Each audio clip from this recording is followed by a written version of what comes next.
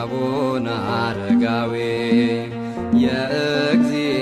የእግዚአብሔር ባህታዊ ጽድቅ ያበራል ዘላለም በስም ተማጽኖ ያፈረ የለም።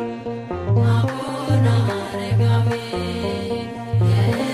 የእግዚአብሔር ባህታዊ ጽድቅ ያበራል ዘላለም በስም ተማጽኖ ያፈረ የለም።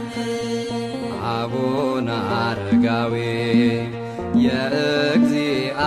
የእግዚአብሔር ባህታዊ ጽድቅ ያበራል ዘላለም በስም ተማጽኖ ያፈረ የለም።